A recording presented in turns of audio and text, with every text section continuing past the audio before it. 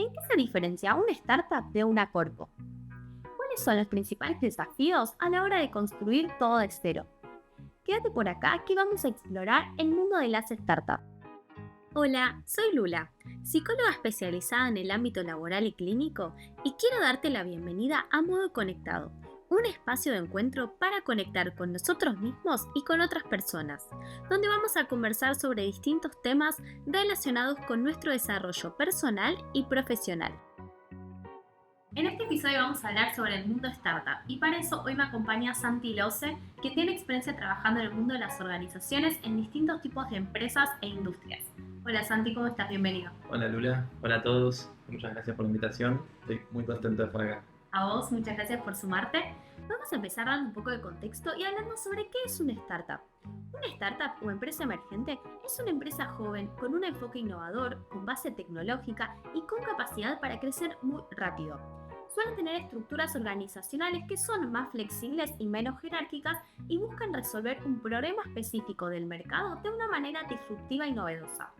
Ahora bien, por el otro lado tenemos a las empresas corporativas, que una empresa corporativa es una organización grande, establecida, donde generalmente tienen una estructura jerárquica bien definida, con políticas y procedimientos formales y una cultura corporativa bien consolidada. Suelen tener presencia significativa en lo que es el mercado y buscan la sostenibilidad y el crecimiento a largo plazo. Actualmente vos estás trabajando en lo que es el mundo startup y antes venías con experiencia trabajando en empresas quizás de distintos tamaños, pero también más corporativas. Por eso quería que me contaras un poco cuál es esa diferencia, ¿no?, entre trabajar en una startup y en una corpo.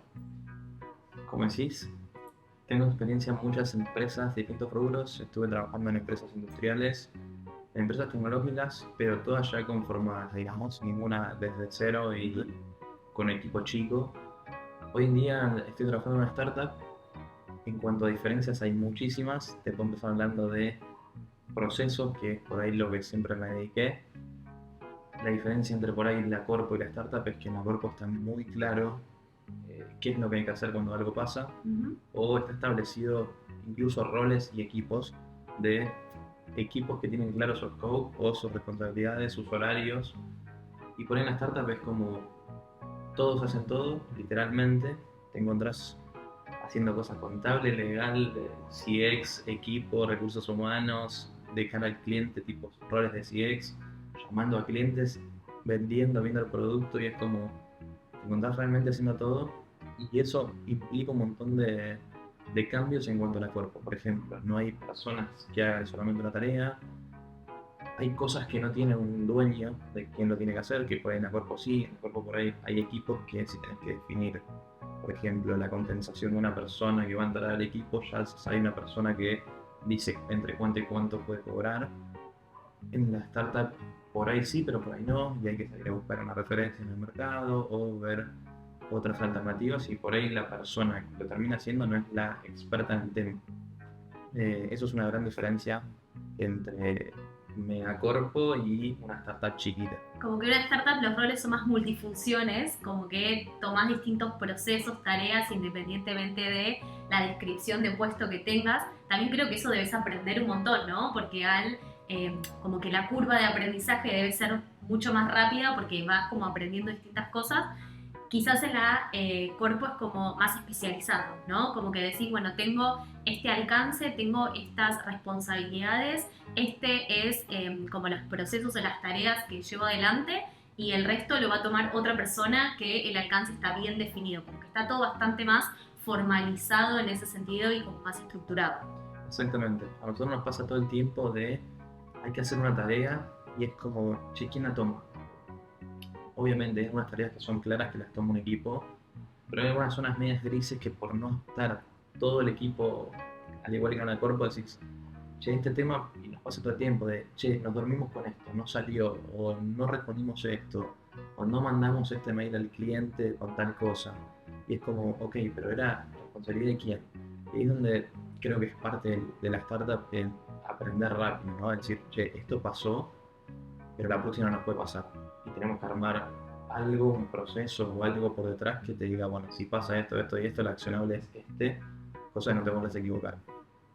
Y digo esto porque por ahí en la cuerpo está súper claro de tales equipos hacen ciertas tareas Y obviamente en algún momento también pasaron esto de equivocarse y de aprender, pero justamente como tienen tanta trayectoria, tiempo y equipos muy armados, por ello lo tienen súper aceitado esto. Y por ahí en la startup no tenés ese equipo que vivió esa experiencia y no se enfrentó a ese problema. Hay que salir a resolverlo rápido.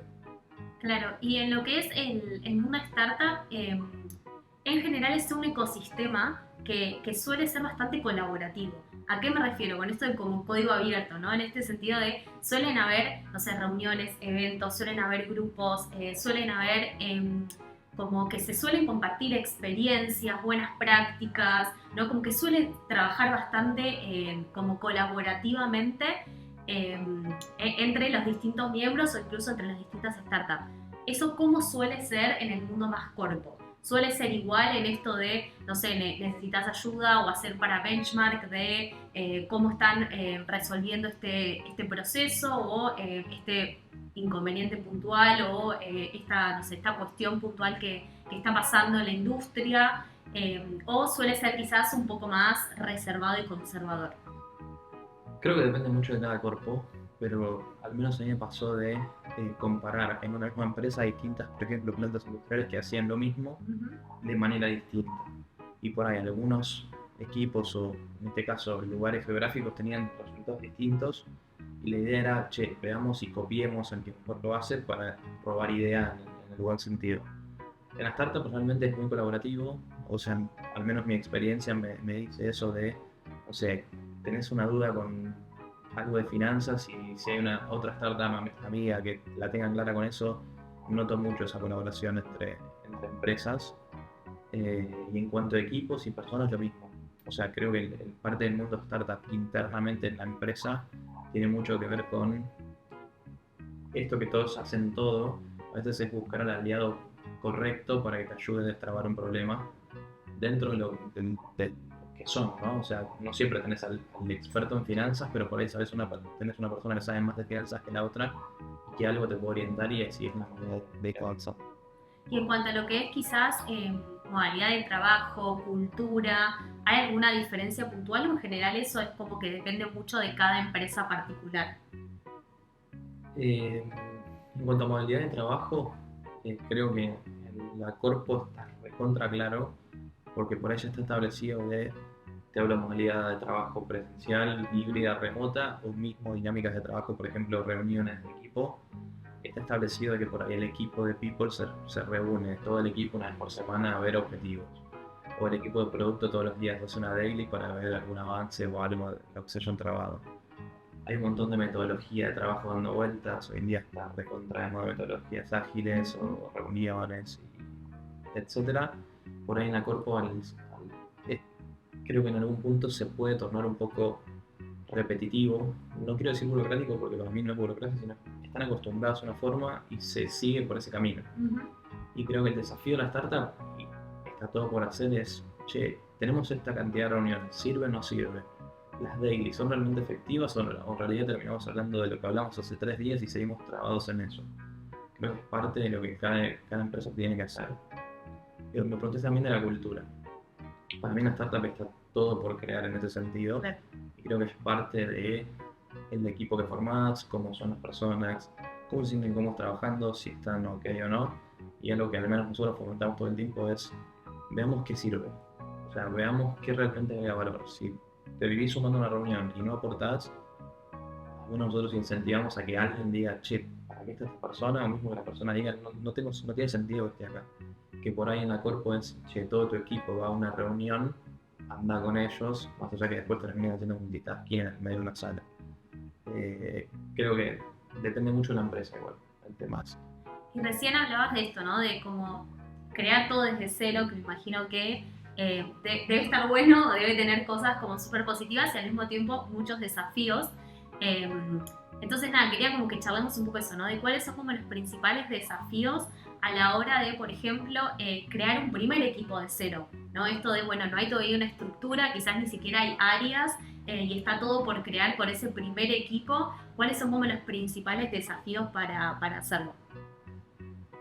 Creo que cuando formas equipo, al menos en la startup, es muy importante que todo el equipo esté alineado con el propósito de la startup. Ujú. No es lo mismo crear una fintech que crear una empresa que se dedica a la salud o a crear algo que se dedica a la educación infantil, quiero cualquier cosa, pero creo que depende mucho del propósito y de qué tanto la persona compre y se alinee con ese propósito. A ver, formar equipo creo que es lo más difícil dentro de las cosas más desafiantes, porque a ver, si es solamente cuestión de conseguir una persona, un perfil, es cuestión de poner un anuncio en alguna red social y te empiecen a llover currículums. Y creo que no lo termina definiendo ni siquiera el seniority de la persona, ni siquiera los estudios que tenga o la experiencia, sino que obviamente tiene que ver, pero para mí es un peso muy importante que tiene que ver con qué tan alineada está esa persona con el propósito. Eh, creo Como que que el fit cultural, digamos, es como ahí una de las principales cosas de no solo el propósito, sino también de los valores, ¿no? Porque es como, es parte de crear el equipo del área, deben tener que crear un montón de cosas de cero, entonces como, nada, estar alineados, confiar y quizás también debe ser clave como la diversidad, ¿no? Como encontrar al armar ese primer equipo, como decir, bueno, qué tipo de personas sumamos, ¿no? Como de qué background, de qué tipo de habilidades, de qué tipo de experiencia, con qué trayectoria, porque nada, como que al crear todo de cero debe ser como que en esa diversidad tenés como distintas perspectivas, enfoques que deben aportar un montón de valor como la sumatoria de todas a lo que es el todo. exactamente, para mí es muy importante, a mí nunca, o sea, si bien miro el currículum de la persona, miro que estudió, que se perfeccionó, valoro muchísimo la actitud. O sea, te diría que hasta incluso pesa más la actitud y no un buen CV de estudié esto, me recibí. Y más creo que en el mundo startup empezó con eso que te decía de todos hacen todo. Lo que no podría pasar nunca es una persona que te diga, no, pero yo estudié tal carrera, yo no quiero hacer tal tarea. O sea, creo que justamente si están alineados para el propósito, todos van a tirar por el mismo lado y van a decir, ok, no lo sé hacer, pero voy a intentar hacerlo lo mejor posible, si no voy a buscar cómo hacerlo en internet o consultándole a alguien, pero creo que es más propósito porque el proyecto avance que salirse un poco de la posición o del rol de yo estudié esto y yo tengo esta posición en la empresa y no quiero ser tal otro. Por eso para mí el tema actitudinal es muy importante.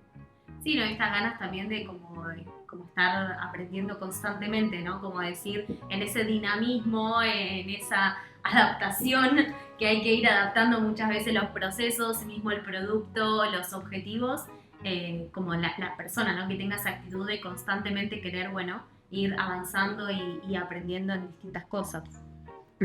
Creo que es parte de lo que la persona se termina enamorando, digamos. Si la persona siente que agrega valor para el propósito que eligió formar parte, eh, creo que no hay ninguna barrera que pueda hacer de que esa persona no pueda hacer una tarea. O sea, si la persona se lo propone, creo que más allá que no seas el experto haciendo la tarea de esa posición, de alguna manera lo tenés que resolver. Y tenés que saber que al lado tuyo no va a haber otra persona que lo va a estar haciendo. Seguramente te va a haber gente acompañando, pero va a estar confiando en que vos vas a estar dando todo para que esa tarea salga bien. O sea, confiamos, al menos nosotros confiamos plenamente en que si Lula tiene que hacer una tarea puntual, más allá que Lula no sea la experta en hacerlo, Lula va a estar dándolo todo para que esa tarea salga y si necesita ayuda va a decir, che, esto no lo sé hacer y todos vamos a ir a ver cómo podemos ayudar a destrabar eso. Buenísimo. Y ahora ya hablamos de los principales desafíos a la hora de armar un equipo, construir un equipo, ese primer equipo desde cero. Ahora me gustaría que charlemos de los principales desafíos a la hora de hacer cosas, digamos, ¿no? Sin procesos establecidos y tener que crear esos procesos de cero. ¿Cuáles son como esos principales desafíos que podrías compartir? Yo creo que por ahí en la empresa grande el proceso está bastante claro. Incluso quien hace cada etapa de ese proceso tiene un rol bien claro de este equipo o esta persona llega hasta este límite, hace tal acción y automáticamente tal equipo toma ese ownership que ha sido pasando. Por ahí en la startup eso no está definido, como te decía hace un rato, pero creo que es clave definirlo y que todos sepan hacerlo, ¿no? Creo que algo que al menos siempre es importante remarcar es que la actividad o el proceso en sí no tiene que depender de una persona, porque el día de mañana esa persona rota o se va de la empresa o algo, te queda un hueco y nadie la puede suplantar. Entonces creo que parte del proceso es intentar documentar rápido todo para que todo el mundo sepa en qué estadio está y tenga trazabilidad de cómo se llegó hasta esa instancia para partir de ahí construir. Pero creo que también hablando del proceso interequipos es importante dejarlo bien en claro y ahí creo que entran muchas incluso conversaciones entre personas de ¿qué pasó esto? ¿Actuamos así? ¿Estamos cómodos con eso? ¿O a partir de ahora queremos cambiarlo porque vemos oportunidad de mejora en tal parte y si hacemos eso por ahí mejora tal otra cosa? Eso es súper importante. En cuanto a los procesos después operativos, sí es súper, creo que al menos la recomendación mía y que siempre noté fue cuanto más estandarizado esté todo mejor, cosas que todos sepan digamos, cómo sigue esa tarea o esa actividad. Y creo que es la única forma de que no termine dependiendo de alguien, porque ese alguien se te va de vacaciones y por ahí tenés un lío por no dejarlo bien establecido. Sí, no, y es clave esto porque muchas veces lo que pasa es por el dinamismo, por la falta de procesos, por el día a día, por el run, digamos, terminas como poniendo parches o buscando soluciones más momentáneas o temporales y no quizás definitivas. Y la importancia, ¿no? De dentro de lo posible tratar de planificar y por lo menos guardar un espacio en agenda para poder armar y crear ese proceso y después documentarlo como para que esa solución sea más sostenible en el tiempo y no quizás sea como temporal y decir, bueno, pasó esto, lo resolvimos de esta manera, es temporal, pero si después vuelve a pasar y vamos a tener que volver a resolverlo o de manera manual, ¿no? Que muchas veces pasa esto de que termina dependiendo o demandando mucho más tiempo por la falta del proceso en sí mismo. Y la importancia de eso, ¿no? De como decir, bueno, ponerlo en agenda y decir, le tenemos que hacer un espacio a poder armarlo y documentarlo clave también para que cualquier persona, digamos, pueda como respetarlo y seguirlo adelante independientemente de una persona o quien tenga el owner de ese proceso. Sí, algo para mí que es re importante en eso es pensar también en que, por ejemplo, el proceso tiene que andar sí o sí. O sea, la tarea tiene que salir. Creo que en la startup, como te decía, todos lo hacen, todos van haciendo distintas cosas. Y es re importante que, por ejemplo, una persona sepa que está sola, que tiene un equipo atrás, obviamente, pero que sí o sí tiene que tratar de que esa tarea salga bien. Nos encontramos muchas veces nosotros en, che, ¿por qué estamos haciendo esto un fin de semana y por qué no lo hicimos en otro horario más cómodos en vez de por llamada por teléfono urgente? Y eso realmente pasa. Y vos decís, ok, me pasó una vez, quiero que la próxima no me pase. Digamos, el famoso dicho de me quemé una vez con leche y veo una vaca y lloro, es seguramente, creo que la velocidad de las startups y ese parche que decías vos está presente y es, hagámoslo rápido y avancemos, pero creo que en ese avanzar también tienes que tener un respaldo grande o ser lo suficientemente profesional y decir, che, avancé, pero la próxima vez me va a si lo tengo que volver a hacer por ahí pierdo mucho tiempo o pierdo oportunidades o incluso puedo perder un cliente por ser lento y no actuar bien. Entonces ahí es donde creo que es importante avanzar, pero también ir avanzando de una manera escalable y prolija. Que parece una pavada y parece que lleva tiempo y que no aporta valor, pero documentar y dejar todo bien claro, el paso a paso de qué es lo que hay que ir haciendo y que todos sepan hacer el proceso y, como te decía, no dependiendo de una persona, es muy importante para que la próxima que te pase ya sepas de, ok, me salió, pero para hacerlo y que me salga bien la próxima tengo que hacer todo esto de esta forma. Si eso está estandarizado, creo que la próxima que pase algo parecido seguramente no va a ser tan costoso ni en tiempo ni en recursos como por ahí fue el primer parche que decíamos. Total. Y ahora, además digamos, de armar el equipo y los procesos, de los principales desafíos también es tomar decisiones, priorizar sin datos. Porque al principio eso, ¿no? Hasta que empezás como a tener esas métricas, a empezar a poder tener esos datos, para después poder limpiarlos, para poder analizarlos y recién ahí tomar decisiones basadas en datos, lleva un tiempo, que al principio todavía eso no está. ¿Cuáles son esos principales desafíos a la hora de decir, bueno, tengo que tomar decisiones, tengo que priorizar, tengo que decidir, pero no tengo esos datos o esas métricas que me ayuden como a marcar, digamos, ese norte? Es súper desafiante. creo que es parte de la startup en sí, en tratar de ir al mundo. Eso creo que en el cuerpo está muy marcado para bien, el sentido de, en las corpos por ahí vos veis, hay equipos que se dedican a trabajar datos, a armar tableros, a armarte queries para que vos puedas correr de manera independiente y puedas tener el dato que buscas. Y hay equipos que te ayudan a que si no te sale te dan una mano.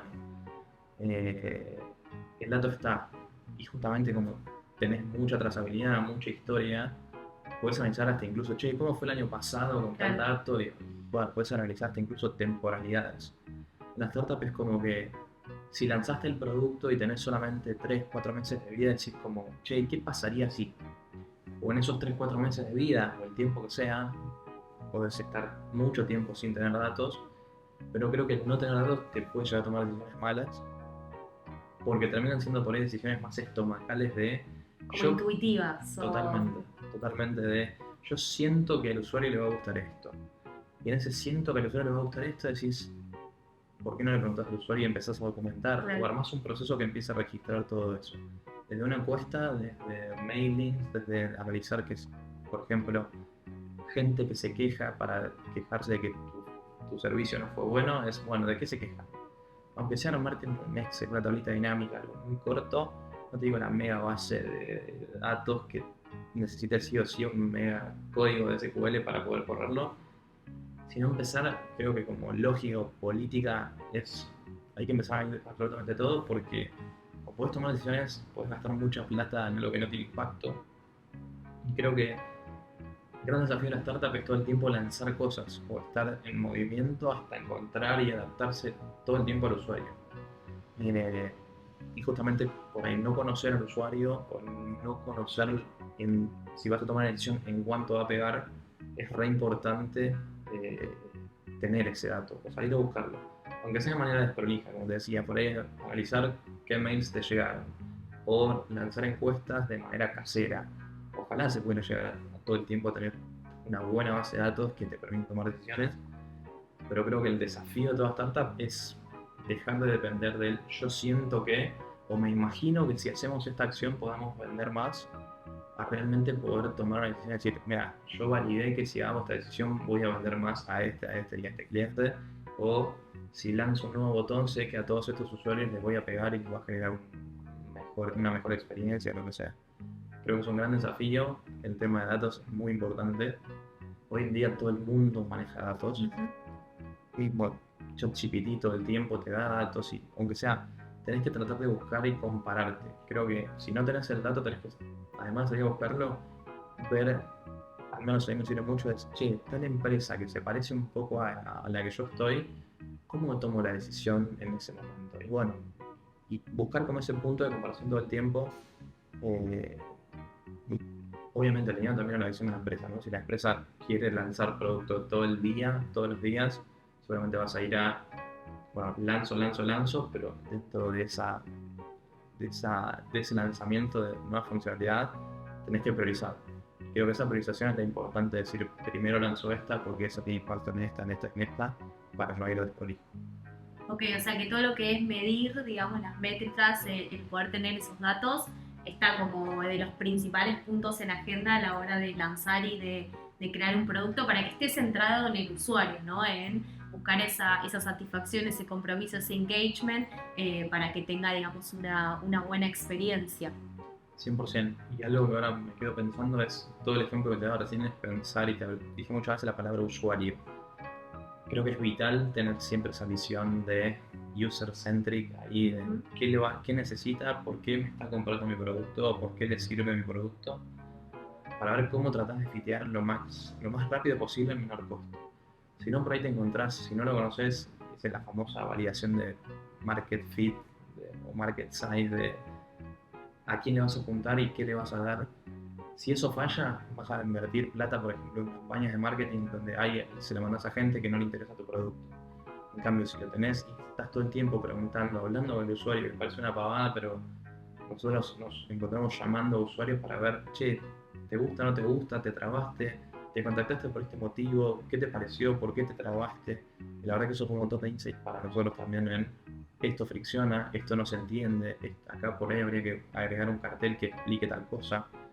Eh, 100%. Para mí la visión de usuario es muy importante. Sí, ¿no? Y está el famoso buyer persona, ¿no? Como el decir, bueno, a ver cuáles son como esos usuarios, modelos y poder tomar decisiones pensando, ¿no? Como si fuera el usuario y no quizás como el equipo interno o la misma empresa para buscar eso, ¿no? Como aportar valor al usuario en ese sentido. Real. Hay una frase que dice que lo que no se puede medir no se puede mejorar. Total. Entonces, para mí es todo el tiempo te sometes a esa pregunta o esa priorización que surge todo el tiempo en, che, está todo esto para hacer. ¿Qué atacamos primero?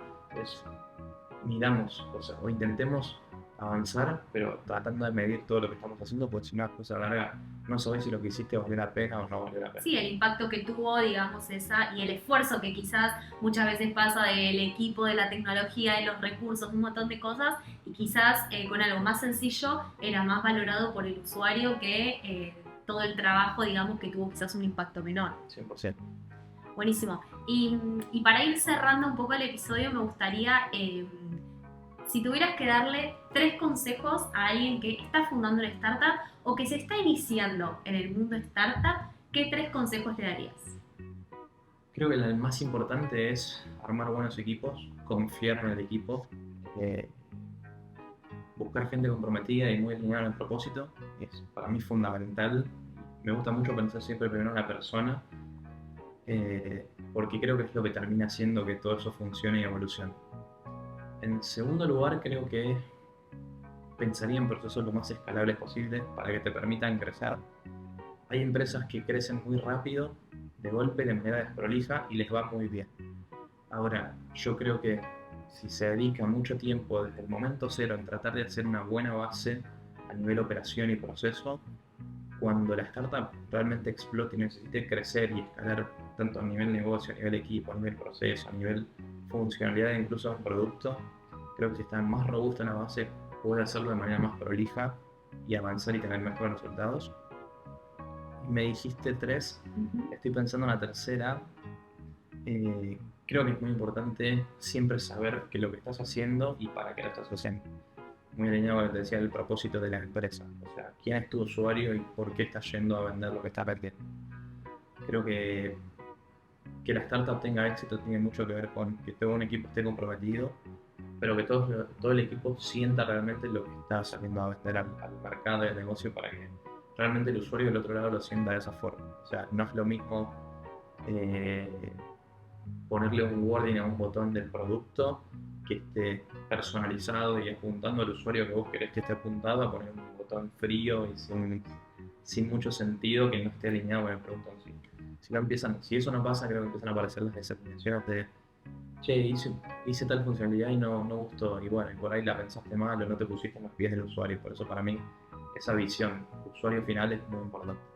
O sea, que la clave también son siempre las personas, ¿no? Ya sea dentro de la startup, porque las empresas las hacen las personas, y del otro lado del usuario, que también son personas en general quienes consuman ese producto o ese servicio. Exactamente. Para mí la persona interna es clave para que eso crezca, pero el usuario final o la persona que usa tu producto, vos lo tenés que enamorar de alguna manera. O sea, si está comprando tu producto o lo está usando, creo que lo que nosotros queremos todo el tiempo es enamorarlo y decirle que lo siga usando, más allá que por ahí a vos te genere un costo que lo use. Como yo necesito que esa persona, si el propósito de la empresa es positivo, la persona lo tiene o lo va a seguir usando porque realmente lo necesita. Buenísimo. Bueno, Santi, muchas gracias por haberte sumado. Gracias. Gracias por haber escuchado.